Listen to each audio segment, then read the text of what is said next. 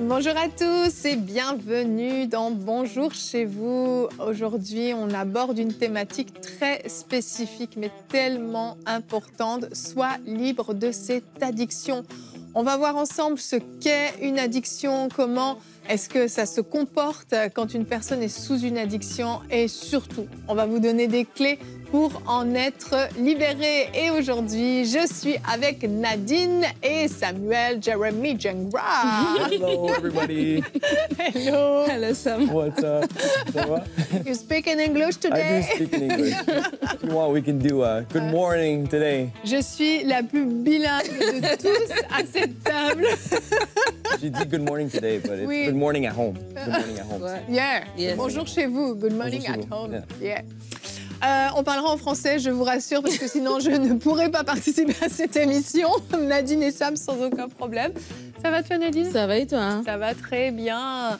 Donc c'était un thème que j'avais vraiment sur le cœur, qu'on puisse parler des addictions et puis qu'on réalise en fait ce qu'est vraiment une addiction, mais à quel point en fait c'est subtil une addiction, parce que des fois on est sous une addiction mais on s'en rend même pas compte. On a trop de clichés, de stéréotypes. Celui qui est sous une addiction, c'est un héroïnomane avec une seringue dans le bras. Ben non, il y a d'autres types d'addictions, des addictions beaucoup plus sournoises et qui nous dominent, et c'est pour ça qu'on aborde ce thème aujourd'hui.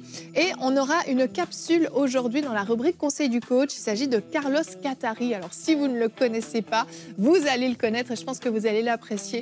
C'est un prédicateur hispanophone davantage, mais qui peut prêcher en anglais, en français, qui a un témoignage magnifique. Si vous êtes curieux, vous pouvez le découvrir sur sa chaîne YouTube. Et qui parcourt beaucoup les églises pour enseigner sur toutes sortes de thématiques, mais principalement sur les addictions. Comment être pleinement libre en Jésus-Christ. Et il nous a enregistré une capsule « Comment être libéré d'une addiction ». Et donc, on va commencer tout de suite cette émission avec toi, Nadine, dans la pensée du jour.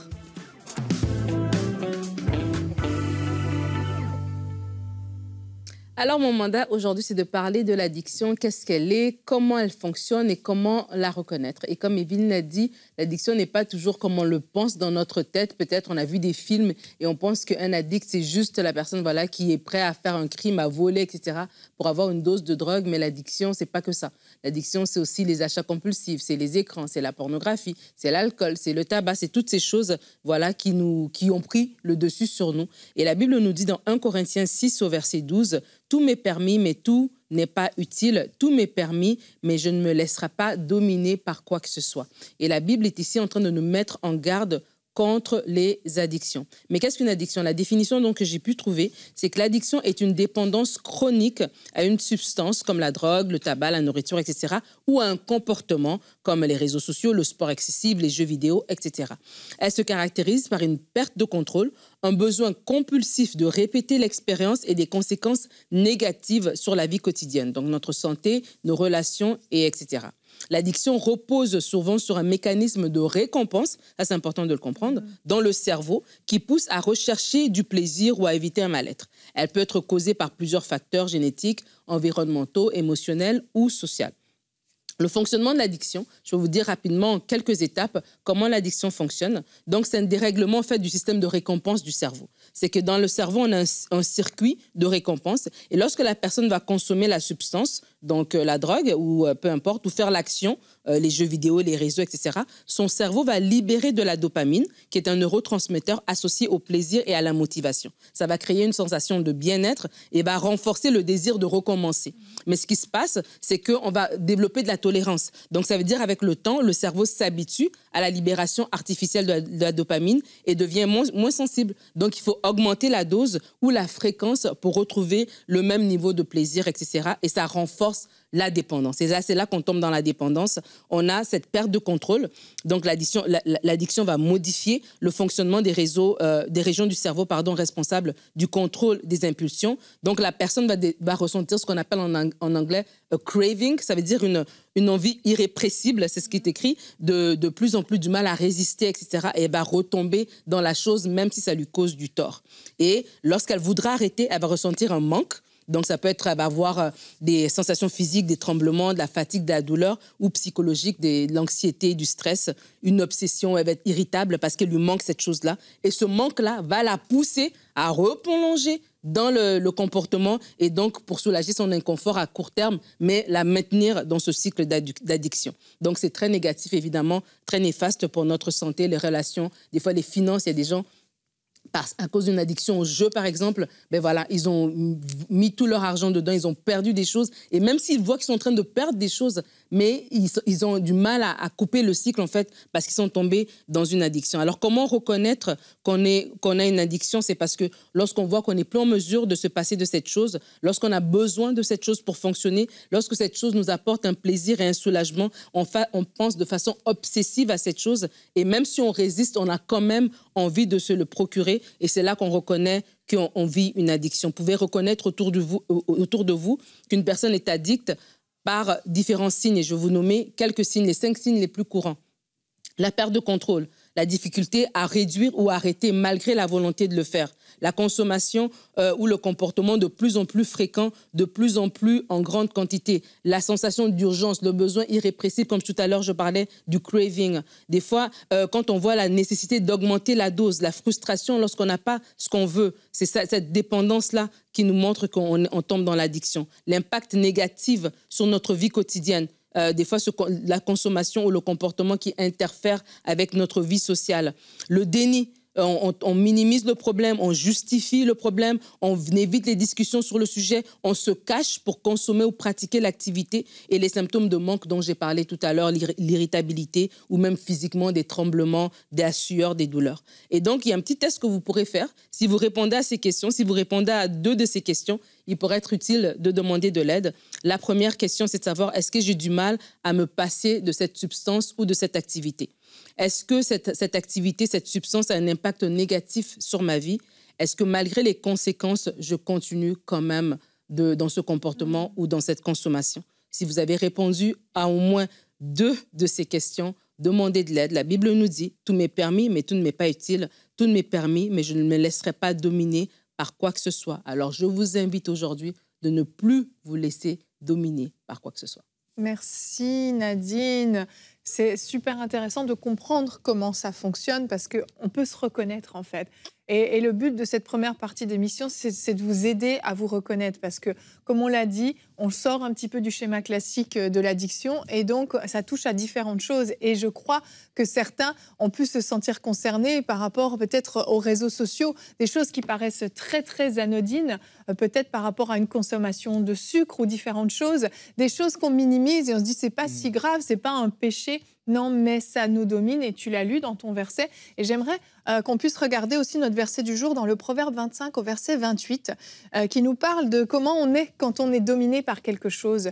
Celui qui ne sait pas se dominer est comme une ville démantelée qui n'a plus de remparts. Une ville démantelée, c'est ça, une ville sans aucune fortification. Donc ça veut dire que quand l'ennemi veut venir attaquer, il n'y a plus de fortification pour protéger. Donc l'ennemi a immédiatement accès à la ville et à la population. Est-ce qu'on veut être une personne aussi fragile que ça, aussi finalement chancelante et aussi peu protégée dans notre quotidien? Je pense que non. Et en fait, c'est ça, les choses qui nous dominent vont avoir tout à coup un pouvoir sur nous qui va nous influencer dans ce qu'on va faire ou dans ce qu'on ne va pas faire. Et alors qu'on devrait aller prier ou passer du temps avec le Seigneur, eh bien, on va choisir d'aller sur notre téléphone, on va choisir de regarder la télévision, on va choisir d'aller manger quelque chose, on va choisir de consommer peut-être quelque chose. Et toutes ces choses, en fait, vont tellement nous influencer dans notre comportement qu'on finalement, on va se retrouver peut-être à pécher, puisque le péché, c'est passer à côté de la cible, rater l'objectif. Et on va se retrouver finalement à faire des choses qui ne vont pas glorifier le Seigneur parce qu'on sera dominé par cette chose, alors que, comme tu l'as dit Nadine, on ne doit se laisser dominer par rien. Absolument. Moi, j'avais déjà entendu un pasteur expliquer l'addiction, la dépendance comme ceci. C'est le problème qu'on voit n'est pas réellement toujours le vrai problème. Mm-hmm. C'est voulant dire, si, admettons, quelqu'un a une addiction au sexe, quelqu'un a une addiction à une drogue ou quelque chose, ou même à l'alcool, nous, on va voir l'alcool, la drogue ou l'addiction au sexe comme le gros problème, mais en vrai, c'est juste le tip du iceberg. C'est le top, mais La pointe. C'est la pointe du iceberg, merci. On parle pas en anglais aujourd'hui. Non, mais sous l'eau, ce qui est vraiment caché, en réalité, pour la plupart des gens, c'est la dépression ou l'anxiété. Oui. C'est comme le trigger émotionnel. Le trigger, c'est le déclencheur émotionnel. En fait, est sous la glace et sous ce qu'on peut voir. Et ce qu'on voit quand on voit un alcoolique, c'est cette personne-là boit tout le temps. Ouais, pourquoi est-ce que cette personne-là boit tout le temps? En réalité, cette personne-là cherche une paix pour son âme. Elle essaie de régler un problème. En fait, on peut être délivré de quelque chose, mais il faut être guéri en profondeur aussi. Et je crois que des fois, on fait juste toucher au tip du iceberg, à la pointe de l'iceberg. On oublie qu'il y a vraiment quelque chose qui est un trigger émotionnel, un déclencheur émotionnel. Qui doit être adressé. Et au fin fond, on cherche la paix. Oui. On cherche la paix pour notre âme. On cherche la joie. On cherche la joie. Et donc, tu es quelqu'un qui ne se sent pas joyeux, qui est dépressif, tu vas dire, le petit coup d'alcool me donne ceci. Puis, le deuxième petit coup me rend encore plus joyeux. Le troisième. Et au final, tu finis par vivre ta vie comme quelqu'un qui n'est pas capable de vivre sans cela pour être joyeux. Et donc là, tu es devenu dépendant de cette chose-là. Ça a modifié la façon que ton cerveau fonctionne. Mais au fin fond, la racine, c'est un problème de joie.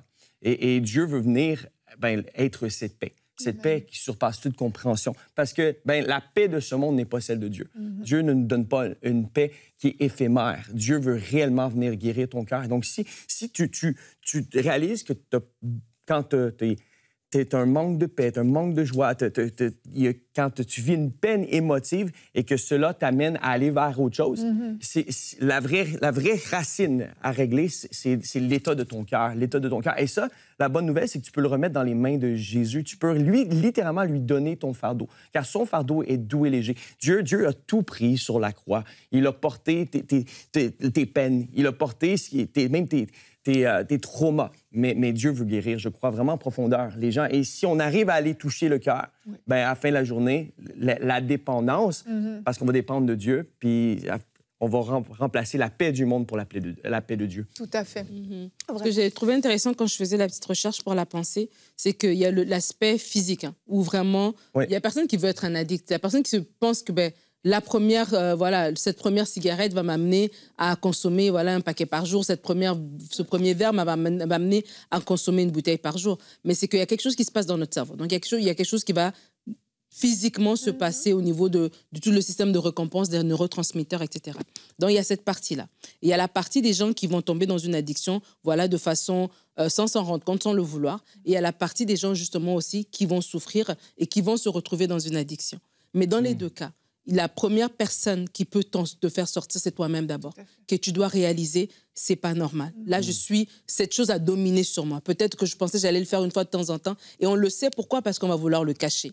Parce qu'on va vouloir peut-être nier. Parce on sent qu'il y a des effets secondaires sur nous, mais on fait fi, on n'a pas le choix parce que cette chose-là est en train de dominer sur nous. Elle nous procure un bien-être très court par rapport à tout ce qu'on doit payer derrière. Et la solution, c'est Jésus-Christ. Comme Sam l'a dit, on a fait une émission hier sur la puissance de la croix, l'assurance du salut. Et on a parlé de la croix, de ce que Christ a fait. On va voir ce que Carlos va dire, mais vraiment, je veux nous encourager aussi. En tant qu'enfants de Dieu, nous ne sommes pas sans ressources. Oui. Il y a des ressources naturelles en termes de thérapie, etc. Mais il y a encore la croix de Jésus-Christ qui parle en notre faveur. Amen, amen. Et je vous propose, c'est ça qu'on voit concrètement, comment être libéré d'une addiction dans la rubrique Conseil du coach avec Carlos Catari.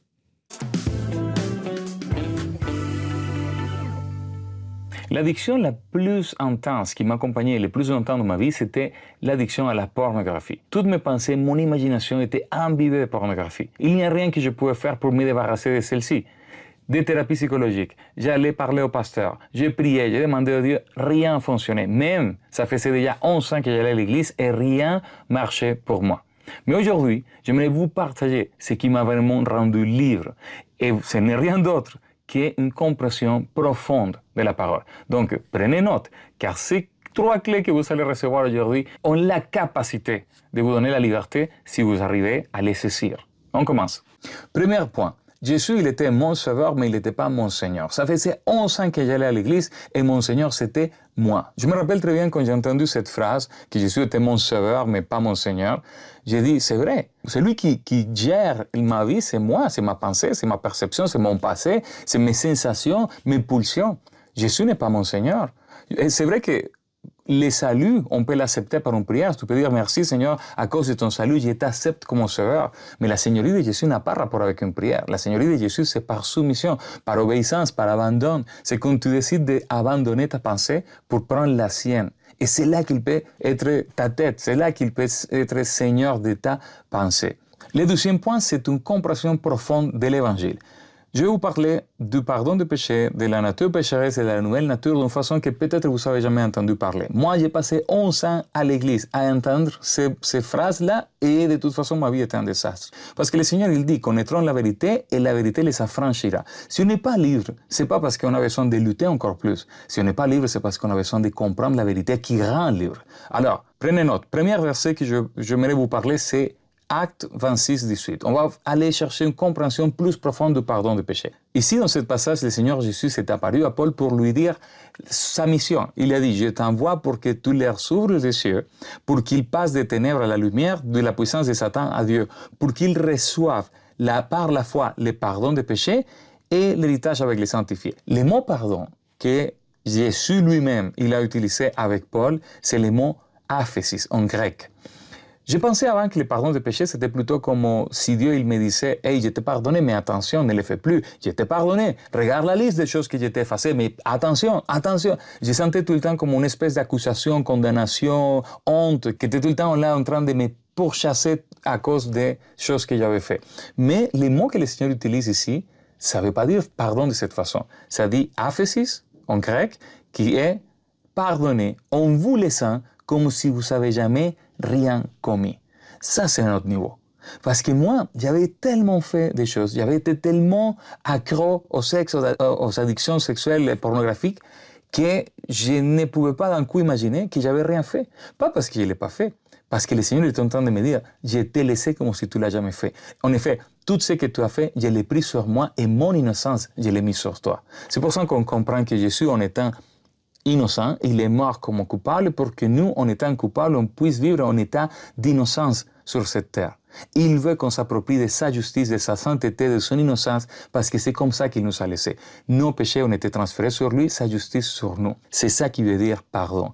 Le pardon de Dieu te laisse comme si tu n'as jamais rien commis. À partir de maintenant, vu que tu n'es plus ton Seigneur, mais que ton Seigneur c'est lui, tu vas juste dire « Amen Seigneur ». Si c'est ça comme tu me vois, à partir de maintenant, je vais me voir comme ça aussi. Maintenant, la nature pécheresse. Toute ma vie, j'ai pensé qu'il me fallait lutter avec ma nature pécheresse. J'ai lutté, j'ai dit, mais c'est ma nature, je veux pécher parce que je suis un pécheur par nature. Un poisson, il nage par nature, un chien, il jappe par nature, donc moi, je veux pécher parce que c'est ma nature pécheresse. Mais il y a un détail ici. Le Seigneur, il avait promis, Dieu lui-même, il avait promis quelque chose qu'il allait faire à propos de la nature pécheresse. Et parce que je ne le comprenais pas, je continuais à lutter avec celle-ci. Mais regardez bien en Deutéronome 30, verset 6. Ça dit, « L'Éternel ton Dieu circoncira ton cœur et le cœur de ta postérité, et tu aimerais l'Éternel ton Dieu de tout ton cœur, de toute ton âme, afin que tu vives. » Ça veut dire, si le Seigneur ne circoncis, s'il ne circoncis pas ton cœur, tu ne pourras pas l'aimer, tu ne pourras pas vivre. Il est en train de te dire, il faut que je circoncise ton cœur spirituellement pour que tu puisses m'aimer et tu puisses vivre. Mais c'est une promesse, et on sait que toutes les promesses en Jésus sont accomplies. Mais où se trouve l'accomplissement de cette promesse?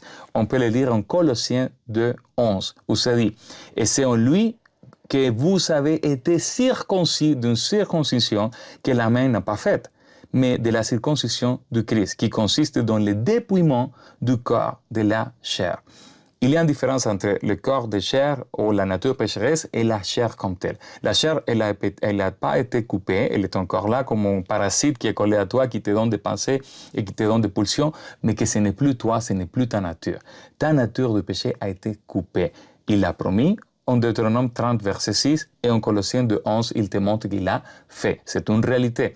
Moi, quand j'ai lu ça, j'ai dit, alors, Je te dis Amen, Seigneur, je ne me chicane plus avec toi, je ne t'argumente plus. Si tu me dis que tu allais couper la nature du péché et que tu me l'as coupé, je vais accepter cette réalité. Donc, tu m'as effacé mon péché et tu m'as coupé ce qui me faisait pécher, la nature pécheresse. Mais le Seigneur ne s'arrête pas là. Il ajoute quelque chose d'encore plus étonnant. Il nous fait être nés de nouveau. Et voici, j'aimerais que vous lisez en 1 Jean 3,9, on lit très clairement où ça dit: quiconque est né de Dieu, et si vous savez cru en Jésus-Christ, vous êtes né de Dieu, ne pratique pas le péché parce que la semence de Dieu demeure en lui et il ne peut pécher parce qu'il est né de Dieu. Avant qu'on je lisais ça, je pensais que c'était un ordre, que Dieu était en train de me dire: si tu es né de moi, tu ne peux pas pécher parce que tu es né de moi et tu as ma semence. Je le voyais comme ça. C'est comme une ordonnance, mais c'est plutôt une affirmation. Dieu est en train de dire: si tu es né de moi, tu as ma nature et tu ne peux pas pécher. Il ne dit pas tu ne dois pas. Ça dit tu ne peux pas. Le pouvoir ici, c'est dunamis. C'est le même verbe utilisé pour dire le pouvoir de Dieu, la puissance de Dieu. Et il est en train de dire le passage: tu n'as même pas le pouvoir, ni la façon, ni les moyens de pécher parce que tu es né de moi. J'aimerais que vous faites le point sur le mot semence. Biologiquement parlant, on sait qu'un rhinocéros produit des rhinocéros, un éléphant des éléphants, un hippopotame produit des requins, un girafe produit des chats. Bien sûr que non. La biologie produit la même biologie. La génétique va produire la même sorte. Il est en train de nous dire ici que spirituellement, dans la biologie de la nouvelle créature, on a la même semence de Dieu. Mais semence en grec, c'est sperme.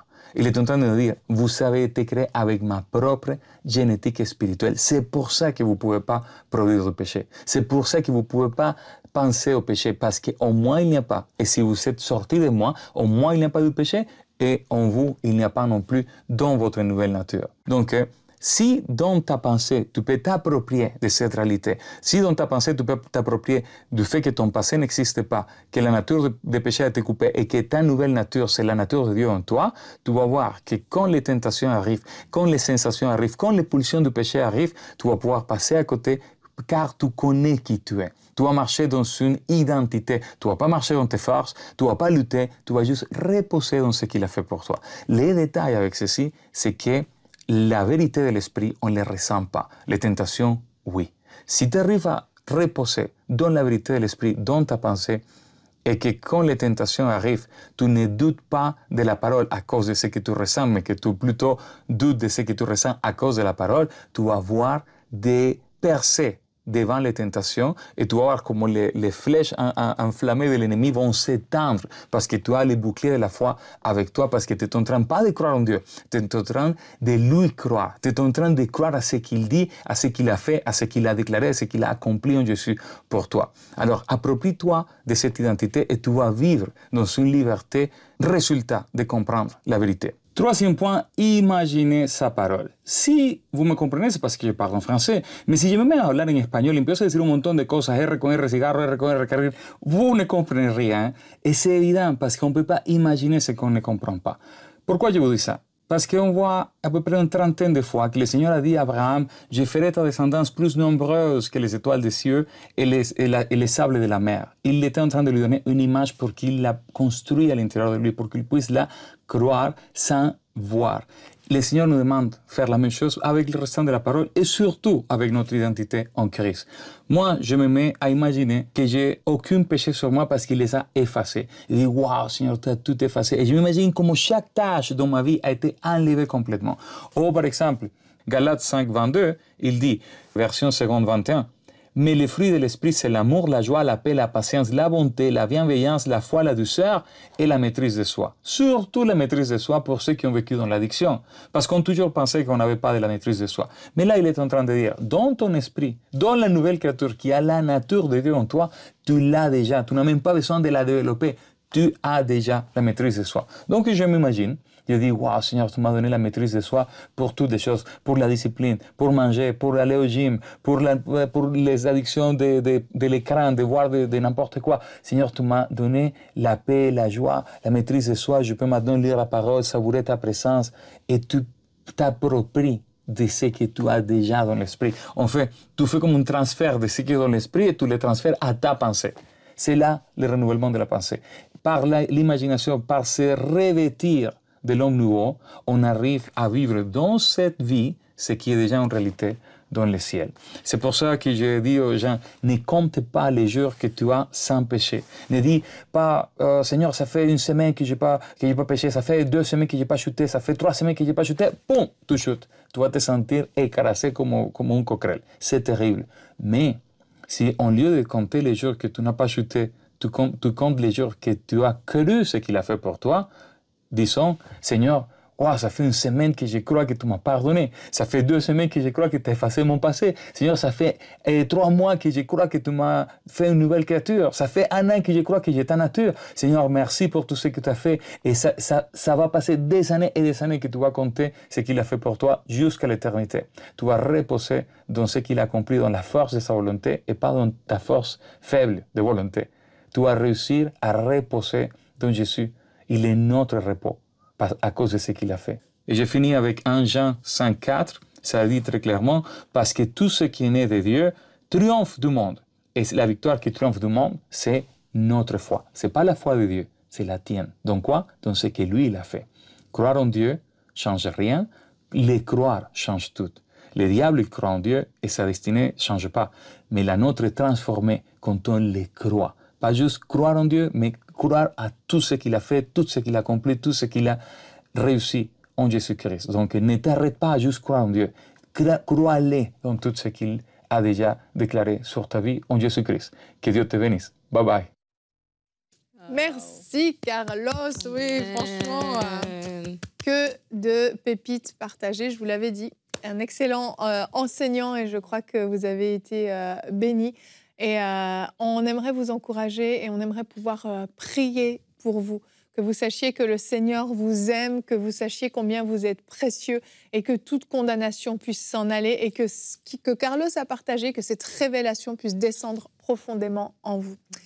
Seigneur, je te prie pour tous ceux qui nous suivent, tous ceux qui souffrent, tous ceux qui sont coincés dans une addiction, tous ceux qui essayent jour après jour et qui chutent encore et encore, tous ceux qui sont sous un joug de condamnation. Père, au nom de Jésus, je te prie d'amener ces paroles que Carlos a partagées, devenir une révélation dans leur cœur, qu'ils sachent que tu les as déjà libérés, qu'ils sachent qu'ils ont, oui, tous les fruits de l'esprit manifestés en eux, qu'ils sachent que tu les as entièrement pardonnés et que la nature du péché ne fait plus partie d'eux. Seigneur, merci pour ton esprit qui vient maintenant amener ces convictions, ces révélations dans les cœurs. Seigneur Jésus, que tu sois non seulement le sauveur de leur vie, mais que tu sois aussi leur Seigneur, celui qui dirige leur vie. Prends le contrôle de leur vie. Au nom de Jésus, je m'oppose maintenant à tout esprit qui vient vous tourmenter, tout esprit qui vient vous pousser vers des choses que vous ne voulez pas faire, ces choses qui vous poussent.